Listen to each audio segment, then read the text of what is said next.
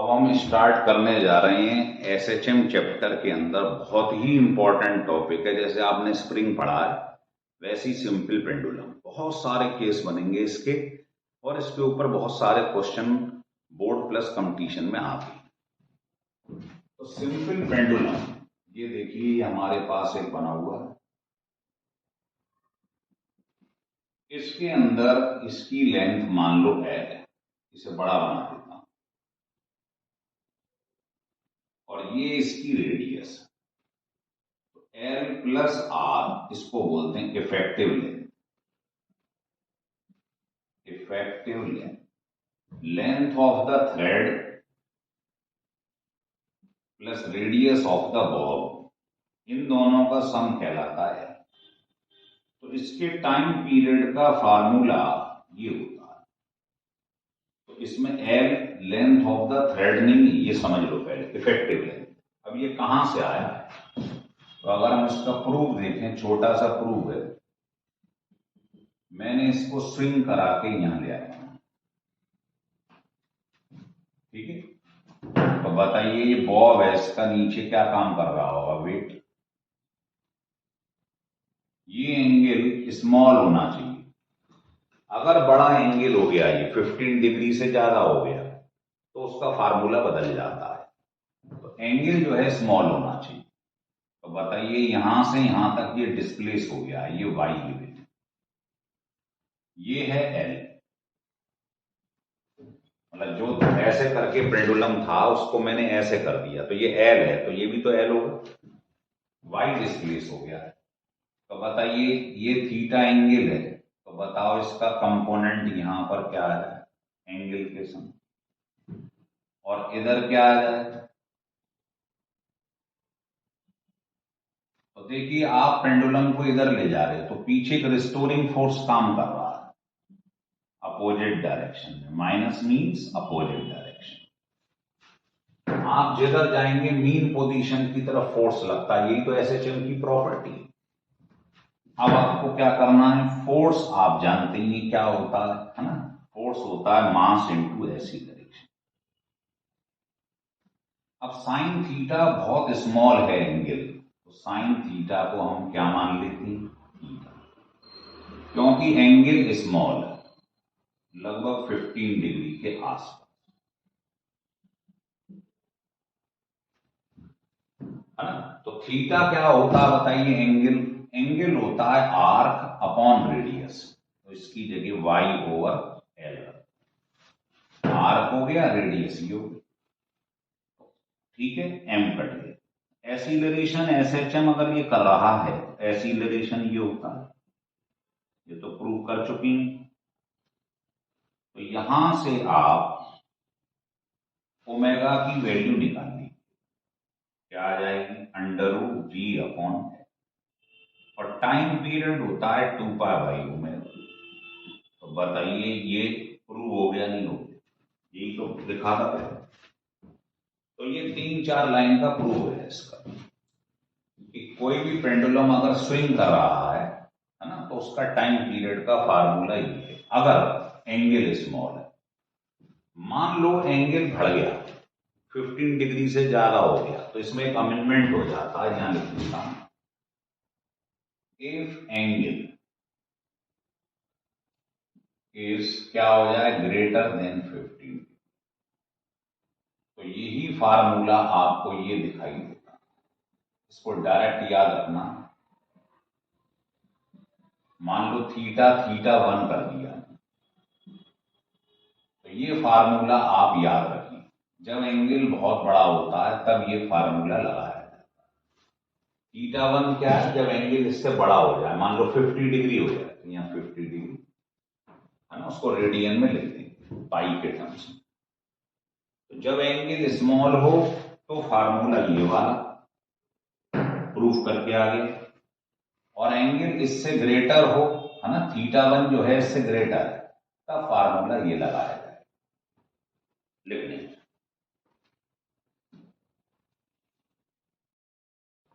हो गया यहां पर क्लियर।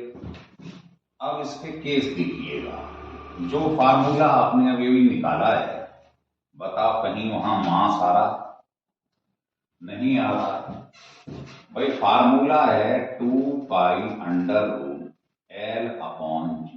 इसमें कहीं मास आ रहा है? नहीं आ रहा। तो ये इंडिपेंडेंट होता है मास से।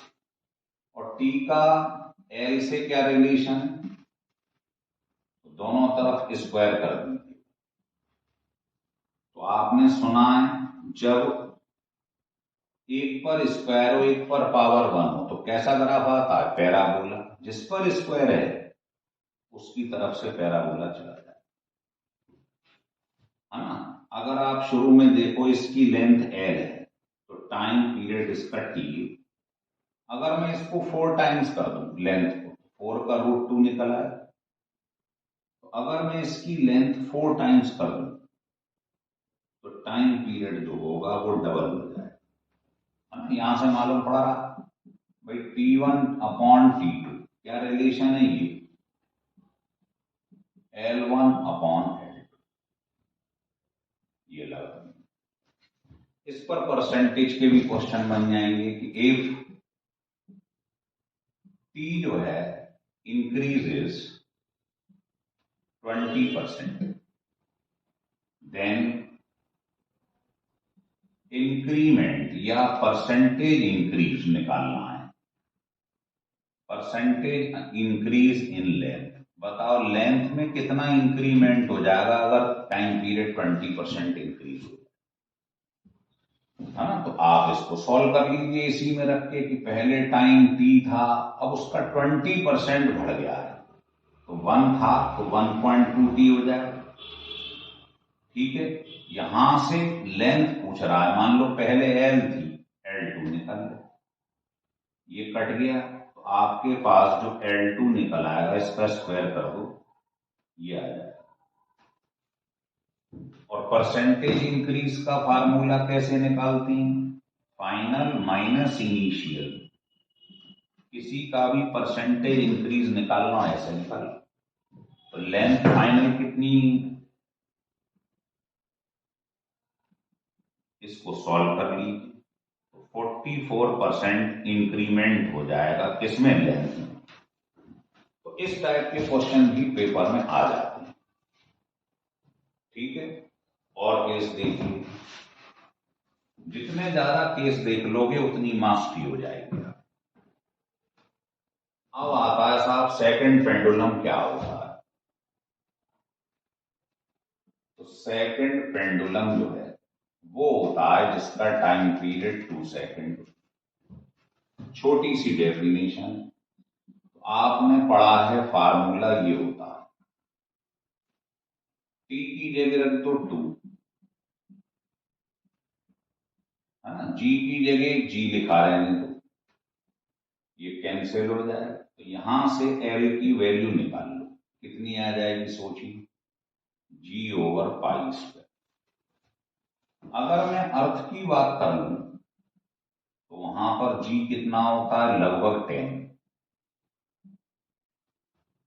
और π² भी क्या होता है? लगभग 10। तो L की वैल्यू लगभग 1 मीटर आ जाएगी। तो सेकंड पेंडुलम वो होता है जिसका टाइम पीरियड 2 सेकंड हो और लेंथ 1 मीटर हो। ये अर्थ की बात कर रहा हूं मैं। अगर मैं मून पे चला जाऊं तो वहां पर G कितना होता है? G/6। L भी जो है वो 1/6 मीटर हो जाए। तो सेकंड पेंडुलम के लिए ध्यान रखिए, अर्थ पर लेंथ इतनी होती है, प्रूफ कर दिया, और मून पे इतनी हो जाएगी। ये छोटे छोटे केस है। ऐसे ही नेक्स्ट केस पे हम चले जाएं, है ना। क्वेश्चन ये है कि ये हमारे पास में इसके अंदर सैंड भरी हुई है, पूरे में सैंड है। तो इसका टाइम पीरियड T है, T1 मान लो। अब वो कह रहा है धीरे धीरे क्या हुआ, इसमें से सैंड यहां से निकल गई, पिन होल कर दिया, तो ये यहां आ गया नई पोजीशन। तो टाइम पीरियड T2 हो गया। फिर मान लीजिए इसमें से और सैंड निकल गई, ये और नीचे आ गया, आधे से भी कम रह गया। तो पूछ रहा है ऑप्शन, ये होगा या ये होगा या ये होगा, मतलब इस टाइप से ऑप्शन बना दिए ये नन। तो देखिए आप कुछ मत करो, सिंपल तरीका बता रहे हैं, इसे पेंडुलम मान लो। तो जब ये पूरा भरा हुआ है, ये देख लिया और अंदर जो चीज भरी हुई है ना, एक केस चाहो तो और ले लो, ये पूरा खाली हो गया है, इसमें से सारी सैंड बाहर निकल गई। तो पूरा खाली है तो अंदर क्या भरा हुआ है, एयर। ये पूरा खाली है तो पूरा क्या भरा हुआ है, सैंड। तो दोनों में ये देखा करो भरा हुआ क्या है, इसमें एयर और इसमें सैंड। तो पूरा भरा है तो इसकी सेंटर ऑफ ग्रेविटी बीच में होगी, तो इसको इससे जोड़ लिया करो, जोड़। ये क्या है, इफेक्टिव लेंथ है पेंडुलम। तो ये दोनों सेम। इसका मतलब अगर मैं इसको T4 मान लूं, या ऐसे करते हैं सवाल, T1 T2 T3 T4, अब सही लगा रहा है। इसको हटा देते हैं, बस यही बताना कौन किससे जा रहा है। तो कैसे करेंगे बताइए। तो इनकी सेंटर ऑफ ग्रेविटी को जोड़ते जाओ। अब देखो इसमें एयर ज्यादा है या सैंड ज्यादा है, एयर कम है सैंड ज्यादा है, तो जो ज्यादा है उसका मिड पॉइंट ले लिया करो, इसे जोड़ दिया। अब बताओ इसमें एयर ज्यादा है सैंड ज्यादा, एयर, तो एयर का एयर भरी है उसका मिड पॉइंट कहां होगा, यहाँ, इसे ऐड कर। तो ये इफेक्टिव लेंथ। तो बताइए इन दोनों की तो सेम है, तो इनका टाइम पीरियड क्या होगा, सेम होगा, 2 पाई अंडर रूट L/G। जी तो कांस्टेंट है इसमें, तो जिसका लेंथ सेम आ रहा है, ये सेंटर ऑफ ग्रेविटी से ऐड कर लो। देखो ये जा रहा है नीचे तो इसकी एल जा रहा है, तो इसका एल ज्यादा है तो टाइम पीरियड सबसे ज्यादा होगा इसका। और इसमें ये देखो, अब ये क्या होगी, सेंटर ऑफ ग्रेविटी, एयर का क्या होगा, एयर ज्यादा है तो एयर का मिड पॉइंट ये है, तो ये सेंटर ऑफ ग्रेविटी उठ गई ऊपर की तरफ, मतलब ये लेंथ कम हो गई सबसे। तो T4 एंड में आ जाएगा, आंसर ये हो जाएगा। फिर समझ में आ रहा है, फिर समझा दें। जब कोई चीज इसके अंदर भरी हुई है, क्या है, एयर है पूरे में, और फिर पूरे में सैंड है, तो जो चीज भी है उसका मिड पॉइंट ले लिया करो, सीडी कहलाता है, ले लिया। इसमें थोड़ी सी एक यहां से सैंड निकल गई, तो अब सैंड ज्यादा है एयर कम है, तो जो ज्यादा है उसका मिड पॉइंट ले लो। इसमें कौन ज्यादा है, एयर, तो एयर का मिड पॉइंट ले लो, है ना। और लेंथ देख लो, ये लेंथ है एल, L1 L2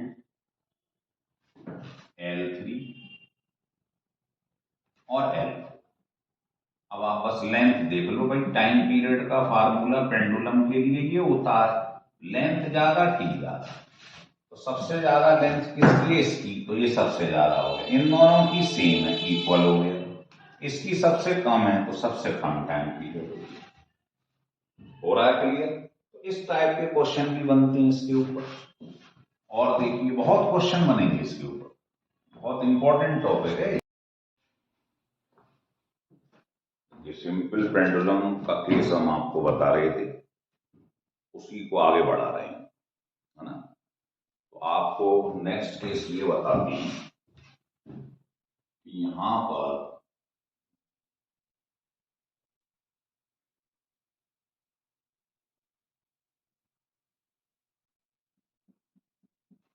ये आपके पास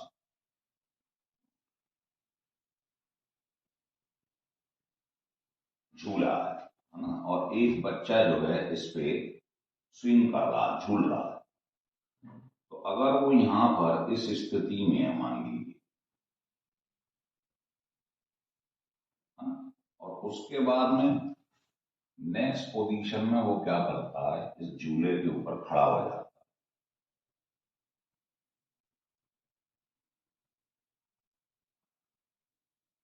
अब वो यहां पर खड़ा हो जाता है,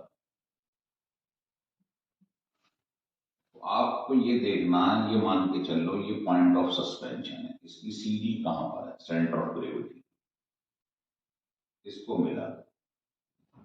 इसका सीडी कहां है, यहां है, मिला दो। तो ये हो जाएगा एक तरीके से पेंडुलम का एल। तो बताइए एल ज्यादा है या एल डैश ज्यादा है। तो पेंडुलम का आपको मालूम है टाइम पीरियड होता है L/G, जी तो सेम रहेगा, अगर कोई स्टूडेंट या कोई बच्चा है वो झूले के ऊपर क्या करता है, ये बैठा हुआ है, उसका खड़ा हो गया, तो खड़ा होने से उसका सीढ़ी यहाँ आ जाएगा, सेंटर ऑफ ग्रेविटी। तो ये पॉइंट ऑफ सस्पेंशन से ये डिस्टेंस क्या होगा, इफेक्टिव लेंथ कम हो जाएगी। लेंथ कम होगी तो टाइम कम हो जाएगा। इसका मतलब टी डैश टी से कम हो जाएगा, क्योंकि एल डैश जो है वो कम हो जाएगा। टाइम पीरियड कम हो जाएगा। टाइम पीरियड फ्रीक्वेंसी के क्या होता है, इनवर्स। इसका मतलब फ्रीक्वेंसी बढ़ जाएगी, तो अब वो तेज झूलने लगे। तो इस टाइप के क्वेश्चन पूछे जाते हैं। अगला क्वेश्चन देखिए। अगला क्वेश्चन है लिफ्ट से संबंधित। मान लीजिए एक लिफ्ट है और यहां एक पेंडुलम है, और इसमें क्या हो रहा है, फ्रीली फॉल हो रहा है। फ्रीली फॉल, या ऐसा हो इसको मैं सैटेलाइट पे ले जाऊं, ये दोनों केस एक ही। दोनों केस में जी क्या हो जाता है, जीरो। अब जी जीरो हो जाएगा तो सोचिएगा टाइम पीरियड क्या होता है, 2 pi under root L upon g. अब जी हो गया जीरो, तो टाइम पीरियड क्या हो जाएगा, इनफाइनाइट। इनफाइनाइट टाइम का मतलब क्या है कि आप टाइम रिकॉर्ड ही नहीं कर पाएंगे, है ना, ऑसिलेशन ही नहीं होंगे।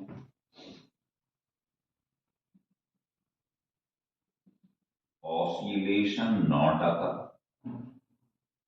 अब जब ऑसिलेशन ही नहीं होंगे, इसका मतलब आप टाइम रिकॉर्ड नहीं कर पाएंगे। तो अगर आप फ्रीली फॉल लिफ्ट के अंदर है या सैटेलाइट पर है, तो आपको क्या ले जानी चाहिए, स्प्रिंग वॉच। क्योंकि आपको मालूम ही है स्प्रिंग वॉच या स्प्रिंग पेंडुलम जो होता है उसका टाइम हर जगह सेम रहता है।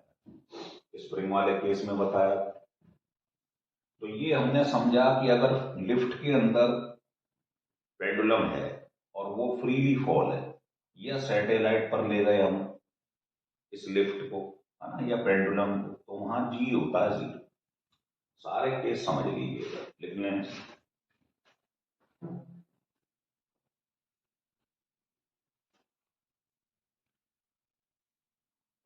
हो रहा है क्लियर।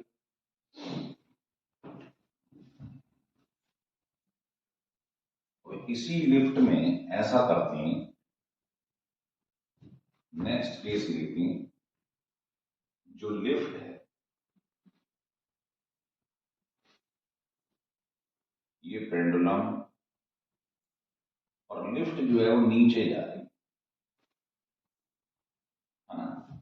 नेक्स्ट केस ले लेंगे इसका उल्टा। ये इसकी छत पे पेंडुलम है और ये ऊपर जा रहा है। अब सोचिए इसमें फोर्स कौन से काम कर रहे हैं, नीचे क्या काम कर रहा है, इसका वेट, और ऊपर क्या काम कर रहा है, नेट फोर्स या टेंशन। तो बताइए अगर चीज नीचे जा रही है, एम जी बड़ा है टी फ्री बॉडी डायग्राम, तो आप कहोगे एम जी बड़ा, तो ये माइनस ये इक्वल टू नेट फोर्स। तो यहां से टी निकाल लीजिए, ये आ जाएगा। अब जो नेट फोर्स है या नेट टेंशन, जो भी रिएक्शनरी फोर्स मान लो, उसको किसके बराबर रख देते हैं, याद है पेंडुलम के केस में एम जी डैश। यहां से आप जी डैश निकाल लो, और पेंडुलम का फार्मूला आपको मालूम ही है क्या होता है, सिंपल पेंडुलम एल अपॉन जी, जी की जगह ये रखो। तो बताइए पहले इफेक्टिव लेंथ अपॉन जी था, अब जी माइनस ए है तो जी कम हो गया, तो टाइम पीरियड बढ़ जाएगा। तो नया टाइम जो है वो पुराने वाले से इंक्रीज हो जाए।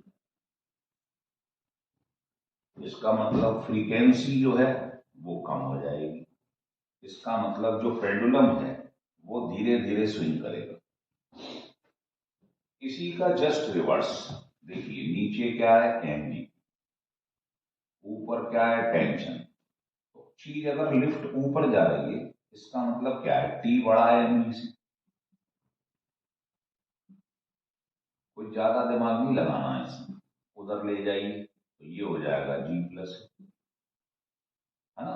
अब नेट जो फोर्स निकाला है या टेंशन निकाला वो क्या होता है, एम जी डैश। यहां से जी डैश निकाल लो आप, और इसी में यहां पर जी प्लस ए रख दो।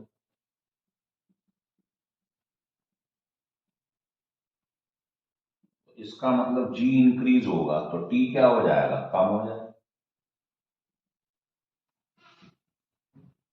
है ना। तो आपने देखा भी है कि लिफ्ट में कोई बॉडी भी हो, आप खड़े हो जाओ और लिफ्ट नीचे जा रही है तो आपको लगेगा आपका वेट क्या हो गया, बढ़ गया है, क्योंकि जो नया जी है वो जी प्लस ए हो जाता है। और जी इंक्रीज होगा तो टाइम कम हो जाएगा। तो इस टाइप के लिफ्ट के क्वेश्चन पेपर में आते रहते हैं, तो इसे लिख लो आप।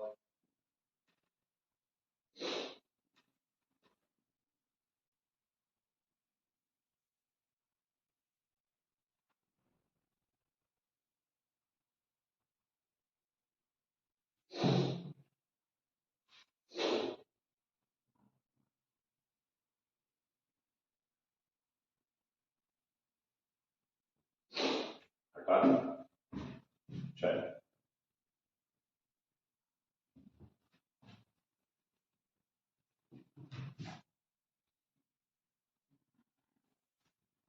लिखिए। ऐसे बहुत सारे केस हम इसके अंदर ले लेंगे। अब मान लीजिए आपके पास यहां पर कोई कार है और यहां इसके छत पर एक पेंडुलम है, और कार मान लो इधर जा रही है ए एक्सीलरेशन से। तो आपको मालूम है इधर जाएगी तो सेंट्रीफ्यूगल फोर्स इधर काम करेगा, और नीचे वेट ऑफ द बॉडी। तो इन दोनों का जो नेट फोर्स आएगा बीच में, नेट फोर्स निकालना सीखो बस। वो क्या आ जाएगा, दोनों परपेंडिकुलर है, ये आ जाएगा, ये वेट ऑफ द बॉडी है। और अगर ये एक्सीलरेशन से इधर जा रहा है तो सेंट्रीफ्यूगल फोर्स इधर काम करेगा। तो ये दोनों परपेंडिकुलर हैं तो इनका रिजल्टेंट निकाल लो। और फंडा बता रखा है, सारे क्वेश्चन जो भी पेंडुलम के हैं नेट फोर्स की जगह क्या रख देते हैं, एम जी डैश। इनमें से एम कॉमन ले, ये हो जाएगा, यहां से जी डैश निकला है।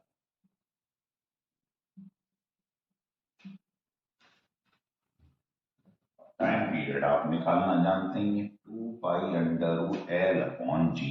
तो नए जी की जगह ये रखो,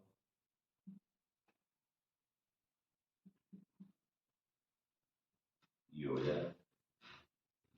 और मान लो अगर ये जो कार दिखाई दे रही है आपको, ये कार इस तरीके से सर्कुलर पाथ में चलने लगे, मान लो यही कार इस तरीके से। तो इसी फार्मूले में लिख लो, if car moves in a circular path, तो बताओ एक्सीलरेशन कितना होता है सर्कुलर पाथ में, यही होता वी स्क्वायर अपॉन आर या ओमेगा स्क्वायर। इस वैल्यू को यहां पर पुट कर दो। अगर कोई कार सर्कुलर पाथ में है और उसकी छत पर एक पेंडुलम है, इसी वाले फार्मूले में ए की जगह क्या रख देंगे हम, वी स्क्वायर अपॉन आर।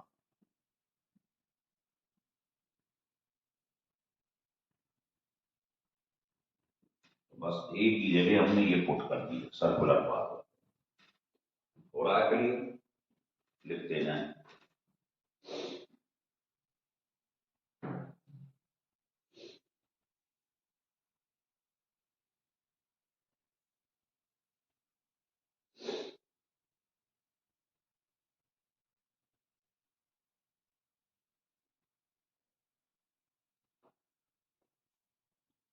लिख लो, आराम से लिख लो, कोई बात नहीं। चलिए, तो पेंडुलम के जितने केस हो सकते हैं आपके सामने सारे केस रख रहे हैं। और देखिए, नेक्स्ट केस ये है कि ये एक पेंडुलम है,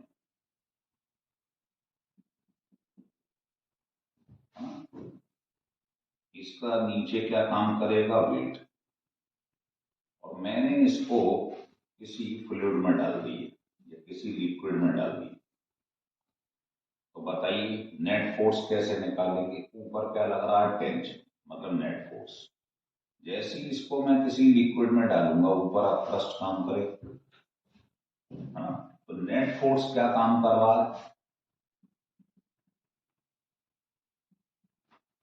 ये दोनों अपोजिट डायरेक्शन में, तो डिफरेंस ले लो, वही आ जाएगा निकल के। या इक्वेशन बना लो, T plus U equal to M, ये आ गया। अब ये क्या है, एम जी, है ना। तो क्वेश्चन में दिया है कि जो डेंसिटी है लिक्विड की, वो बॉडी की डेंसिटी का 1/10, ये गिवन। तो मास क्या होता है, वॉल्यूम इनटू डेंसिटी।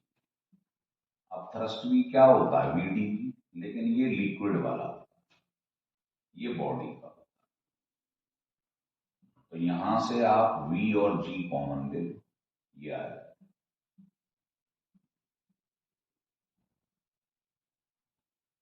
बताइए, आपने इसकी जगह पुट कर दिया यहां पर, तो क्या आ जाएगी वैल्यू,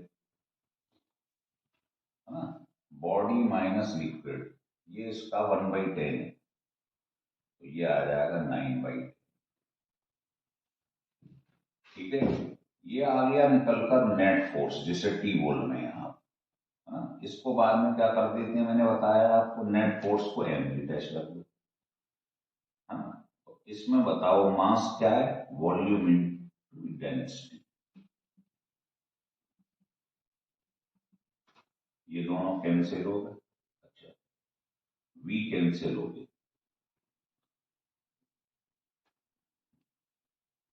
ये आ गया था वी जी, तो V कैंसिल हो गया। तो यहां से आप नया G निकाल लिया करो, कितना।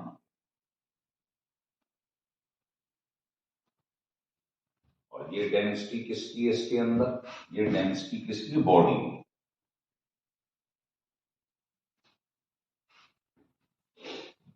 समझ में आ रहा, यहां थोड़ा सा देख लो, ये वीजी जो लिखा है ना, यहां पर डीवी, तो डीवी लिखा है, और लिक्विड की जगह लिख दिया है मैंने dV/10, तो यहां पर डीवी है।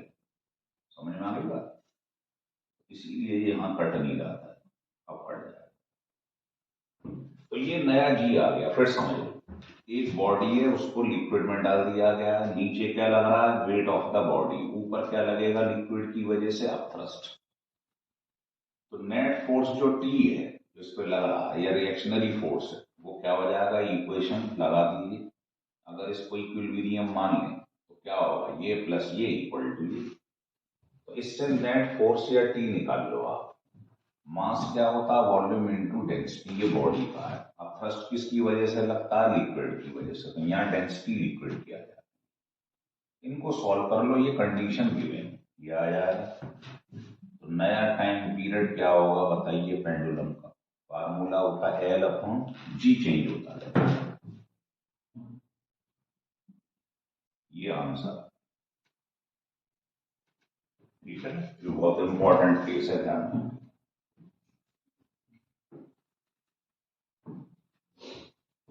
और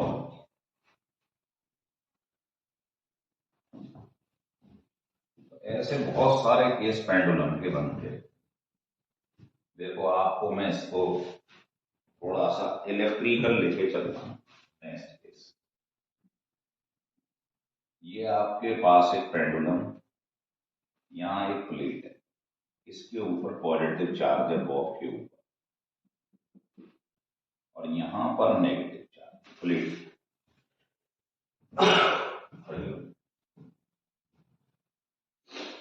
ठीक है, ये प्लेट है, कुछ नेगेटिव चार्ज, बताइए क्या हो। अब वो पूछ रहा है, ये बताओ टाइम पीरियड इस पेंडुलम का बढ़ेगा कम होगा जैसे इलेक्ट्रिक फील्ड का है। तो बताइए इसका वेट कहाँ काम करेगा, नीचे। और पॉजिटिव से नेगेटिव की तरफ क्या काम करता है, इलेक्ट्रिक फील्ड। और जहां इलेक्ट्रिक फील्ड है वहीं काम करेगा इलेक्ट्रिकल फोर्स। और यहाँ टी, ये R1। तो ये दोनों नीचे लग रहे हैं। फोर्स कैसी क्वांटिटी है, वेक्टर, तो इनको ऐड कर दो, ये प्लस ये इक्वल टू टी। बस नेट टी निकाल लिया करो पेंडुलम के क्वेश्चन में। और जैसे ही आ जाए तो टी की जगह एम जी डैश कर दो, क्योंकि मास तो चेंज होता नहीं, जी चेंज होता। यहां से जी डैश की वैल्यू निकल आएगी।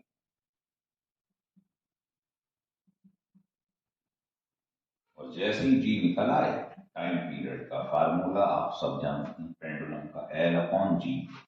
अब जी ये वाला उठा के रख दो आप, ये आ जाएगा। हो रहा है क्लियर। तो ये हमारे पास में टी निकल आया नया। अब देखो पहले पेंडुलम था 2 pi under L upon g, अब ये हो गया, तो ये वैल्यू बढ़ गई, तो टी क्या हो जाएगा, कम हो जाएगा। आ रहा है समझ, लिखो।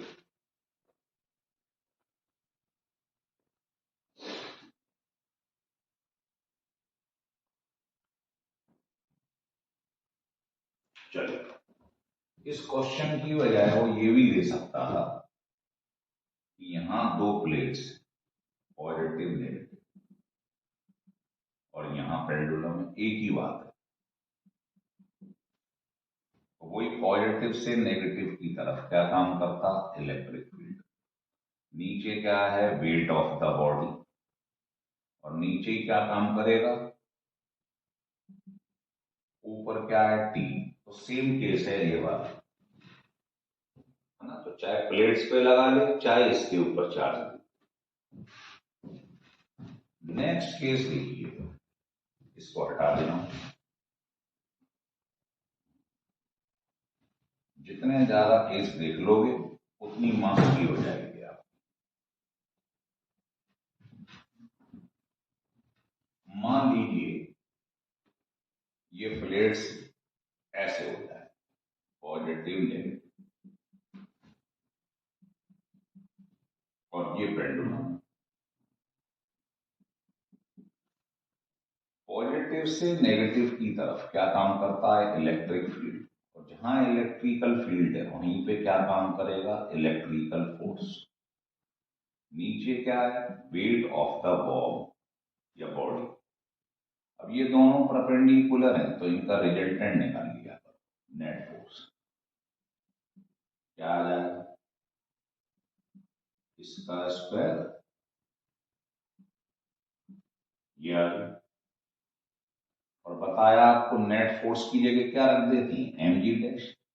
सारे पेंडुलम के सवाल में नया जी निकालने की कोशिश करते हैं, कितना आगे,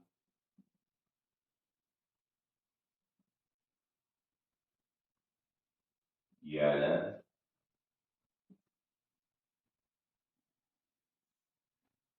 जैसे ही नया जी आ जाए उसका टाइम पीरियड निकालो।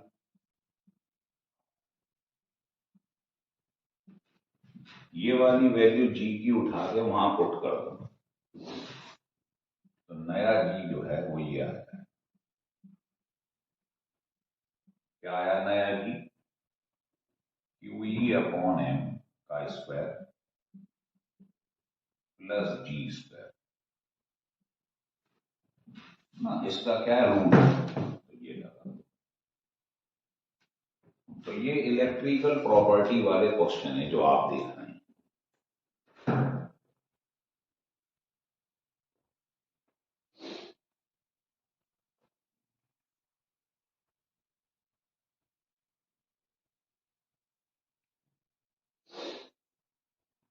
आ रहा है समझ,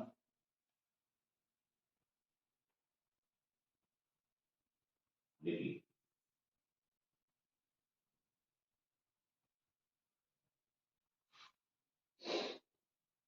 चलिए, अब केस आपको एक ये बताती है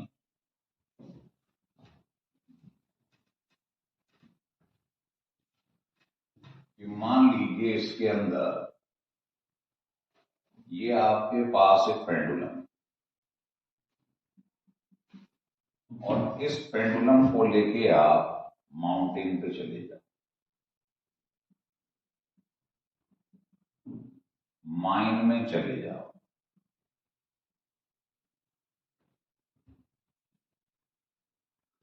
अगर आप कहीं भी चले जाएंगे तो आप क्या देखेंगे कि जी क्या हो जाता है, हर जगह डिक्रीजेस,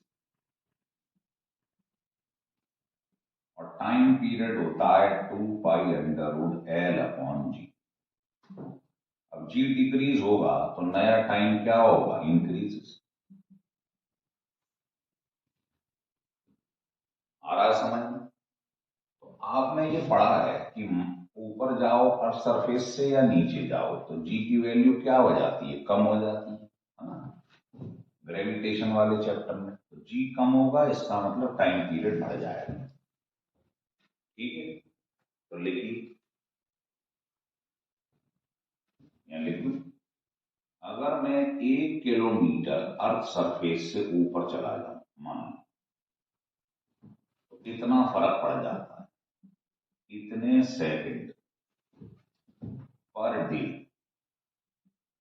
टाइम क्या होगा, डिक्रीज कर जाए। और अगर 1 किलोमीटर में माइन में चला जाऊं, है ना, नीचे बिलो चला जाऊं, बिलो फ्रॉम अर्थ सरफेस, दोनों जगह टी कम होगा, लेकिन कितना कितना कम होगा, तो बिल्कुल इसका हाफ कर दो आप। इतने सेकंड एक दिन के अंदर टाइम जो है वो कम हो जाए। ये कहाँ है, अर्थ सरफेस से ऊपर जा रहे हैं, मान लो माउंटेन पे जा रहे हैं, और ये बिलो मतलब माइन में जा रहे हैं। तो दोनों जगह जाने पे टाइम कम होता है। यहां 1 किलोमीटर ऊपर जाओगे तो इतने सेकंड एक दिन में कम होगा, और इसमें ये होगा। लिख लिए, चलिए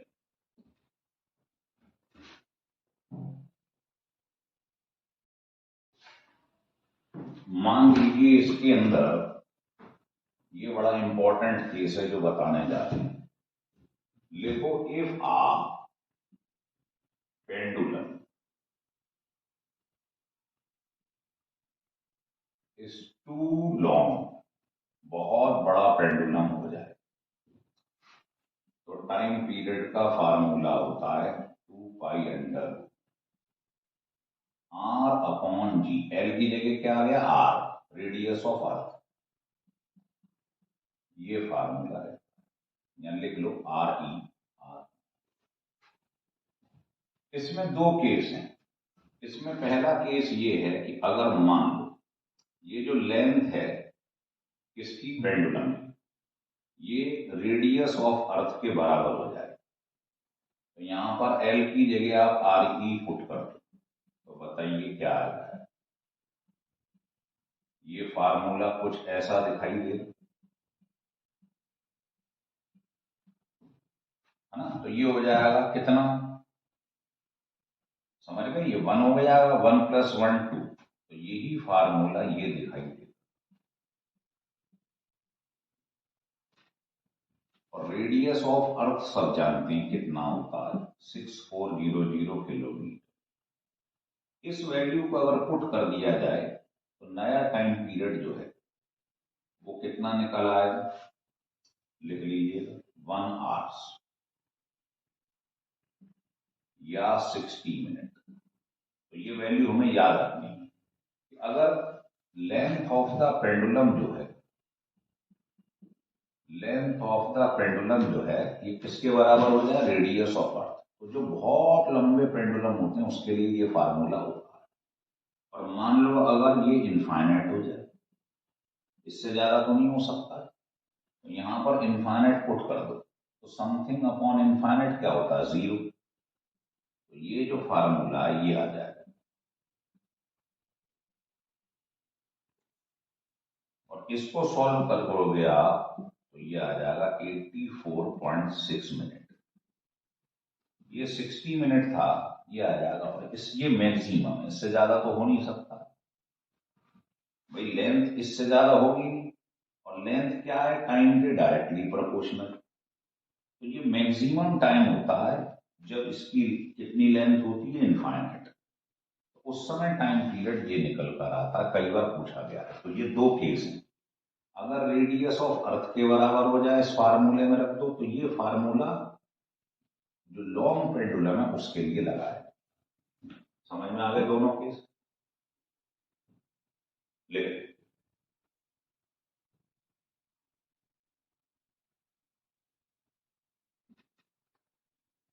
ये सारे केस अगर आपने समझ लिए तो आपको कोई प्रॉब्लम नहीं आने।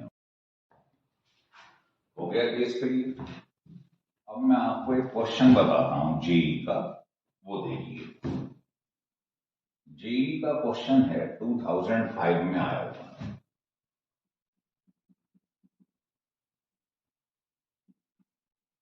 वो ये कह रहा है कि मान लो एक यहां पर कोई सिस्टम है और उसके अंदर पेंडुलम, ये ए एक्सीलरेशन से ऊपर जा रहा है। तो आप जानते हो एक्सीलरेशन से कोई चीज जा रही है तो क्या है वो, नॉन इनर्शियल फ्रेम। तो वो कह रहा है ऊपर जा रहा है ना, एक्सीलरेशन से। इसकी इक्वेशन जो है डिस्प्लेसमेंट की, वो मुझको दी हुई के कांस्टेंट, जिसकी वैल्यू ये दी हुई, और ये डिस्प्लेसमेंट है टी टाइम। तो वो कह रहा है ये जो पॉइंट ऑफ सस्पेंशन है ये ऊपर जा रहा है ए एक्सीलरेशन से, मतलब नॉन इनर्शियल फ्रेम। ठीक है, तो वो कह रहा है कि देखिए पहले टाइम पीरियड इसका टी था, जब ये ऊपर जाने लगा तो T2 हो गया। तो पहले T1 था, बाद में हो गया T2। तो अब वो आपसे ये कह रहा है कि इसका रेशो बताओ कितना हो। ये क्वेश्चन में पूछा। तो आप ये जानते हैं जब केवल पेंडुलम था तो टी क्या होता है, ये। और बाद में कितना हो गया जब ये पॉइंट ऑफ सस्पेंशन ऊपर जाने लगा, उसको हमें सॉल्व करना है। तो आप सब जानते हैं नीचे क्या लग रहा है, एम, ऊपर क्या है, टी मान लीजिए। अब चीज ऊपर जा रही है, इसमें टी बढ़ा है एम जी, टी, तभी तो चीज ऊपर जा रही है। फ्री बॉडी डायग्राम लगा दो, ये आ गया। इसकी जगह क्या रख देते हैं पेंडुलम के क्वेश्चनों में, नेट की जगह एम जी डैश, ये कट गई। ये तो केस हमने लिफ्ट वाला एक तरीके से ये कर लिया। अब क्वेश्चन ये ए कहां से लाओगे, तो मुझे डिस्प्लेसमेंट दिया है और सब जानते हैं डिस्प्लेसमेंट का दो बार डिफरेंशियल कर दो तो एक्सीलरेशन आ जाएगा, है ना। इसका दो बार डिफरेंशियल कर दो, पहले क्या निकल के आएगी, वेलोसिटी, और फिर एक्सीलरेशन। कितना आ जाएगा, 2k, और k दिया है 1। तो बताइए एक्सीलरेशन इतना आ जाएगा। अब एक्सीलरेशन मालूम है, जी मालूम है, दोनों को यहां पुट कर दो तो नया टाइम पीरियड क्या हो जाएगा, जी प्लस, है ना। तो अब आप जब इसका स्क्वायर करेंगे और डिवाइड करेंगे तो देखो ये कट जाएगा, एल कैंसिल हो जाएगा। तो T1 अपॉन T2 का स्क्वायर जो है वो कितना आ जाएगा, सोचिए। जी प्लस एक कहां चला जाएगा, ऊपर, और नीचे जी, ये आ जाएगा। अब इसकी वैल्यू कितनी है, इसको 10 मान लो, तो 10 प्लस 2, और नीचे क्या है 10, इसको कैंसिल करो तो आपका आंसर जो है वो ये आ जाएगा। ये क्वेश्चन जेई 2005 में पूछा गया और बहुत टेढ़ा भी नहीं है। मतलब फिर समझ लो एक बार, केवल पेंडुलम था पहले तो फार्मूला ही, फिर कह रहा है यहां से पॉइंट ऑफ सस्पेंशन जो है वो ऊपर चलने लगा ये एक्सीलरेशन से, तो लिफ्ट वाला केस समझ लो। तो यहाँ क्या लग रहा है, टेंशन, नीचे एम जी, और चीज ऊपर जा रही है, इसको टी एम जी से बढ़ा, तो T minus M G equal to M, equation लगाते हैं, है ना, न्यूटन लॉ ऑफ मोशन में सिखाया गया है। यहां से टी निकाल लो, और जो भी पेंडुलम के क्वेश्चन में टी निकल कर आया करे उसकी जगह ये नेट फोर्स रख दो एम जी डैश। एम तो बदलता नहीं है, जी बदल रहा है, इससे नया जी आ गया। अब इसी फार्मूले में नया जी ये रख दो, सॉल्व कर दो बस। अब मुद्दा ये था ए कहां से लाओ, तो आपको डिस्प्लेसमेंट की इक्वेशन दी है, इसका 2 बार डिफरेंशियल कर दो, ए आ जाएगा, रख दो बस। तो ये अच्छा क्वेश्चन था, टफ भी नहीं था। हो रहा है कि लिखिए।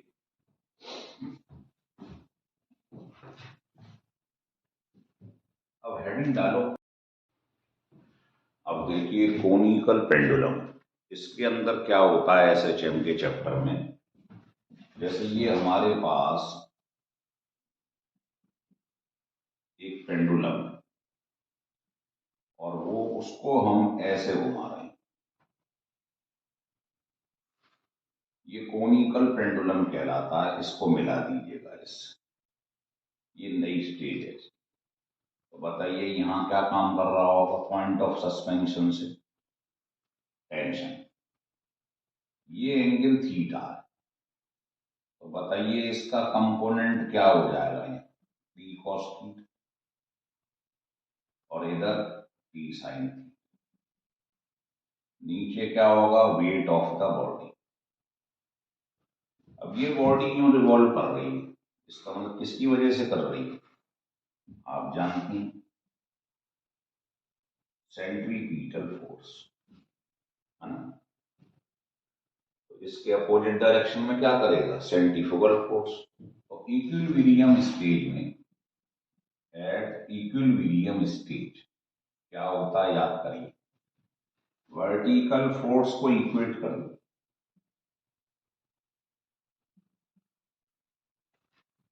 और हॉरिजॉन्टल को इक्वेट कर दो, मतलब नेट फोर्स क्या होता है, जीरो।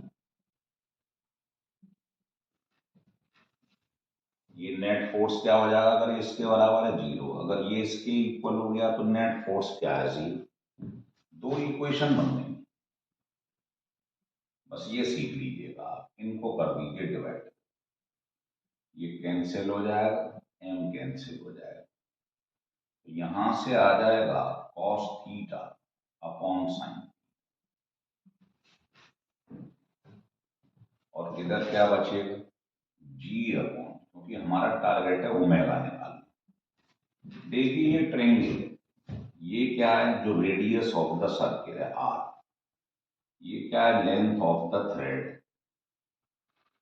तो बताइए साइन थीटा क्या होगा, है ना, एंगल बहुत छोटा है, इसको स्ट्रेट लाइन मान लिया है, क्योंकि एसएचएम की तो पहली कंडीशन है जो एंगल है वो स्मॉल होना चाहिए, नहीं तो एसएचएम नहीं होगा। तो बताइए क्या होगा, परपेंडिकुलर अपॉन हाइपोटेन्यूज। तो साइन थीटा की जगह पे हमने लिख दिया यहां पर,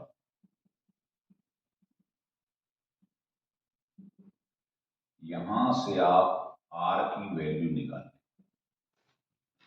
और रख दें, ये कैंसिल हो। तो मेन चीज है ओमेगा निकाल लेना, ओमेगा निकाल लिया हमने, कितना आ गया बताइए, जी अपॉन एल कॉस, ये क्लियर हो गया। तो पहले क्या करना है, यहां से बंधा हुआ यहां क्या लग रहा है, टेंशन, उसके कंपोनेंट रिजोल्व कर लो। नीचे वेट ऑफ द बॉल, और इसके अपोजिट डायरेक्शन में क्या काम करेगा, एफरेंट फोर्स, सेंट्रीपिटल फोर्स। इसको इसके बराबर रख दो, इसके बराबर। इक्विलिब्रियम में नेट फोर्स क्या होता है, जीरो। ओमेगा आते ही फार्मूला आप जानते ही हैं, टाइम पीरियड। इस टाइप के कोनिकल पेंडुलम के सारे क्वेश्चन इससे सॉल्व ओमेगा, ये ऊपर आ जाए और जी,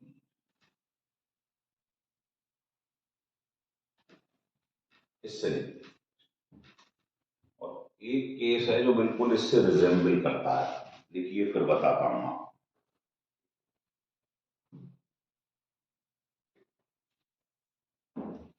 देखिए वो केस ये है, इसी से याद रखना है। ये आपके पास एक इंक्लाइंड प्लेन, इस पर क्या है, कार चल रही है, ये एंगल थीटा है और इसकी छत से, रूफ से एक पेंडुलम बना हुआ है और ये एक्सीलरेशन हो रहा है इसके अंदर। तो इस टाइप का पेपर में केस आ जाए तो बिल्कुल यही है इसका फार्मूला, ऐसे याद रखा करो, बस जो अंतर है वो बता रहा हूं। जो आपने कॉस थीटा ऊपर लिखा है ना, वो नीचे आएगा, बाकी सब चीज से। तो ये जो मूव कर रहा है, कार जो है वो मूव कर रही है ये एक्सीलरेशन से, और उसकी छत पर एक पेंडुलम बंधा हुआ है। तो टाइम पीरियड पूछ रहा है इस पेंडुलम, तो उसमें कॉस थीटा ऊपर था, इसमें नीचे, तो दोनों केस को एक साथ पढ़ोगे तो फायदे में रहोगे आप। हो गया क्लियर? चलो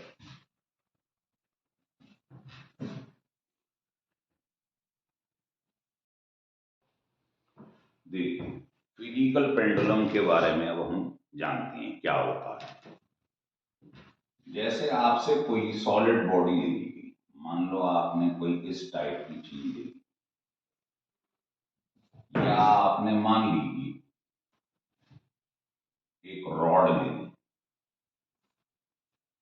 या आपने कोई मान लीजिए एक डिस्क ले ली, दो तीन केस लेके चलेंगे, है ना। तो देखिए सिंपल फंडा समझिए, मान लो कोई सॉलिड बॉडी, वो यहां से पाइवेटेड है, बंधी हुई है, यहां से बंधी हुई है पेंडुलम, है ना। ये चीज जो है खूंटी से गाड़ दी आपने दीवार के अंदर। तो ध्यान रखिए इसके बिल्कुल नीचे जो होता है, बिल्कुल नीचे सेंटर ऑफ ग्रेविटी होता है। जैसे इसका सेंटर ऑफ ग्रेविटी ये, और मान लो आपने इसको यहां से बांध दिया दीवार में और ऑसिलेशन करवा दिया, ऐसे इस तरीके से, तो ये इसी के क्रॉस तो हो रहा है ऑसिलेशन। तो ये यहां से पाइवेटेड है और इसके बिल्कुल नीचे क्या है, सेंटर ऑफ ग्रेविटी। जैसे इसका सेंटर ऑफ ग्रेविटी ये है, और मान लो आपने इसको यहां से पाइवेटेड कर दिया, बांध दिया खूंटी से और ऑसिलेशन करवा दिया, तो यहां से यहां तक का डिस्टेंस एल होता है फार्मूले के अंदर। ये एल, पहले ये समझ लो, ये पाइवेटेड है और ये सेंटर ऑफ ग्रेविटी। क्लियर है? तो इसका फार्मूला जो होता है, मैं यहाँ लिख रहा हूं रेडीमेड, कोई प्रूफ करने की जरूरत नहीं, ये होता है इसका फार्मूला। आई क्या है, जिस पॉइंट से बंधा हुआ है ये पाइवेटेड है, उसके across moment of inertia, M mass of the body, और एल होता है इसके और इसके बीच का डिस्टेंस। अब देखो मैं इन दोनों में इसको लगा के दिखा रहा हूं, ढंग से देखो। जैसे ये मेरे पास एक रॉड है, तो सबसे बड़ी कलाकारी है आई निकालना। तो आपने पढ़ा है मोमेंट ऑफ इनर्शिया, अगर आपको इसके अक्रॉस आई निकालना है तो पैरेलल एक्सिस की थ्योरम क्या कहती है, सेंटर ऑफ मास के अक्रॉस प्लस एम जो भी डिस्टेंस है यहां से वो ले ली, यही होता है। अब आपको सेंटर ऑफ ग्रेविटी या सेंटर ऑफ मास के अबाउट रॉड का मोमेंट ऑफ इनर्शिया मालूम है क्या होता है, ml²/12।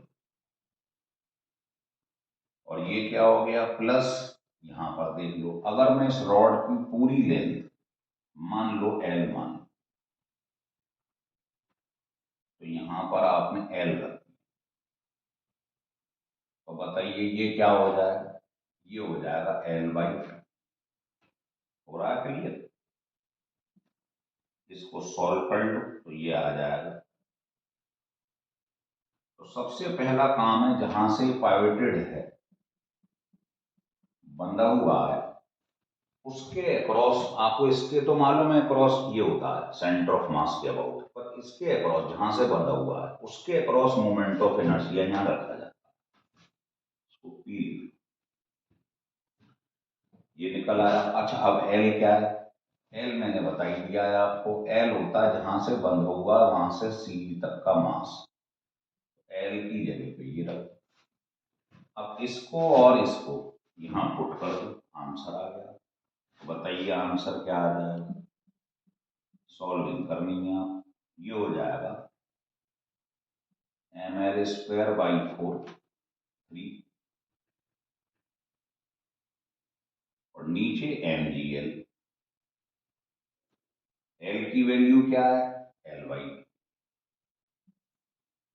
इसको आप सॉल्व कर लो, m कैंसिल, एक L कैंसिल, आंसर आ गया। तो रटने की जरूरत नहीं है। चलो मान लीजिए डिस्क का क्वेश्चन ले लिया, इसकी जो रेडियस है वो r, लेकिन ये यहां से पाइवटेड है ना, तो इसका जो डिस्टेंस है मान लो ये r/2। तो बताना इसके अबाउट क्या होगा टाइम पीरियड। तो वही तरीका आई निकाल लो। आई का फार्मूला क्या होता है पैरेलल एक्सिस की थ्योरम, ये होता है ना, जो भी डिस्टेंस है यहां पर। अब बोलो सेंटर ऑफ मास के अक्रॉस क्या होता है बताइए। तो आप कहेंगे ये होता है डिस्क का mr²/2 प्लस m। यहां से भी बंधा हुआ है, वहां से यहां तक का डिस्टेंस कितना है? l है, वैल्यू है r/2।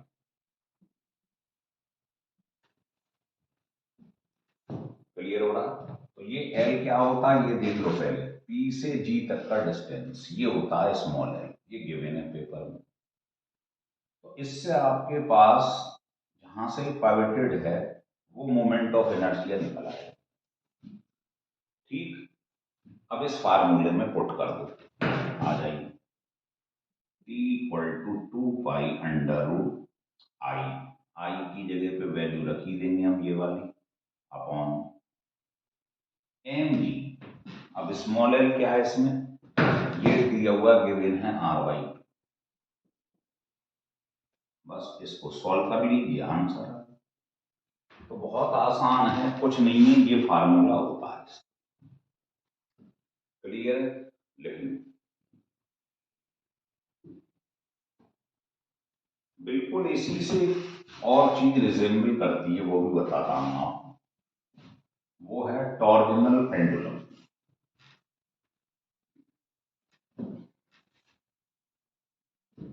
देखो सारे फार्मूलों का अगर ज्ञान होगा ना आपको, तो फिर कुछ भी समस्या नहीं आने वाली। जैसे ये एक आपके पास पेंडुलम है और ये क्या कर रहा है, यही घूम रहा है ये, है ना। टॉर्जन का मतलब समझ रहे हैं आप, इसी के अबाउट रोटेट कर रहा है।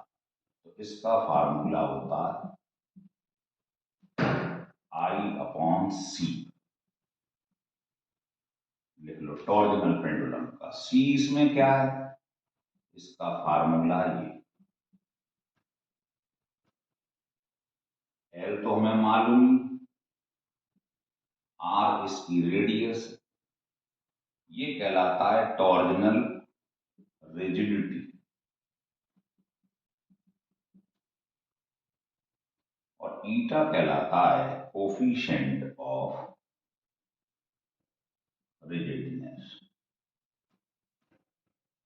आ समझ, है ना, या कोफिशिएंट ऑफ रिजिडिटी भी बोल देते हैं, ये सब गिवन होगा। तो सी यहां से कैलकुलेट करके पुट कर दो, आई तुम्हें मालूम ही है क्या है, मोमेंट ऑफ इनर्जी। तो ये फार्मूला लगता है टॉर्जनल पेंडुलम। हो गया क्लियर? अब आपको मैं इसके आगे कुछ इसके क्वेश्चन कराऊंगा नेक्स्ट लेक्चर में, वो देखिएगा आप डिफरेंट केसेस में। तो अगर आपको ये वीडियो अच्छा लगा हो तो इसको सब्सक्राइब और लाइक जरूर करें, जिससे क्या होता है जो टीचर इसे बना रहा है उसका वो मोटिवेट होता है, तो आगे से वो और चाहता है वीडियो बच्चों के लिए बनाए, है ना। तो ये बात ध्यान रखिए।